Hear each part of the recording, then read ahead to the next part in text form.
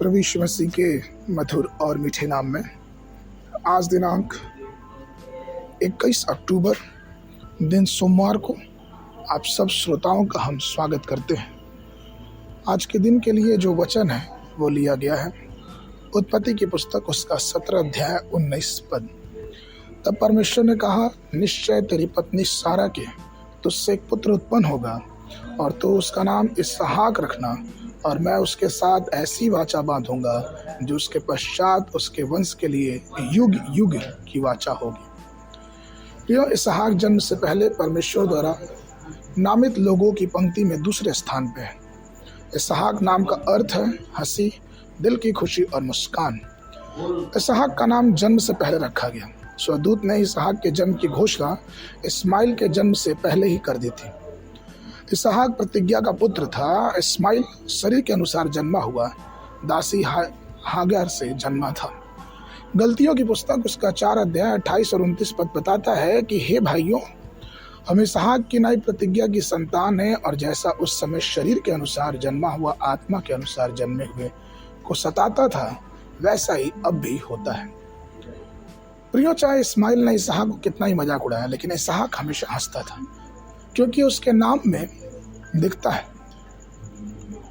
और इसलिए फिलिपियों की पत्र के 4 में परमेश्वर का वचन बताता है कि हमें भी हर समय आनंदित रहना है, क्योंकि भजन उसके 45 के 7वें पद के अनुसार परमेश्वर ने हमें हर्ष के तेल से अर्थात आनंद के तेल से परिपूर्ण किया है।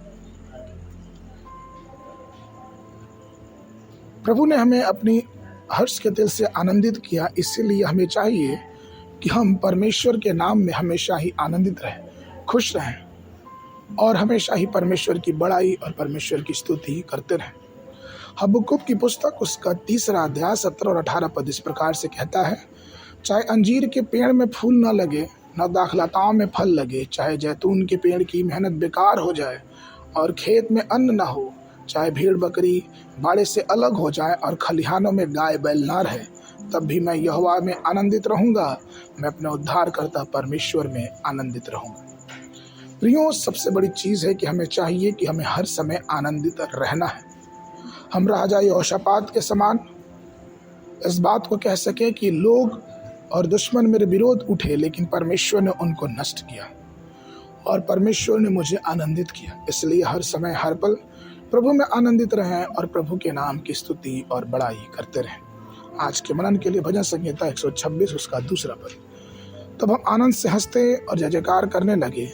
तब जाति जाति के बीच में कहा जाता कि यहोवा ने इसके साथ बड़े बड़े काम किए हैं।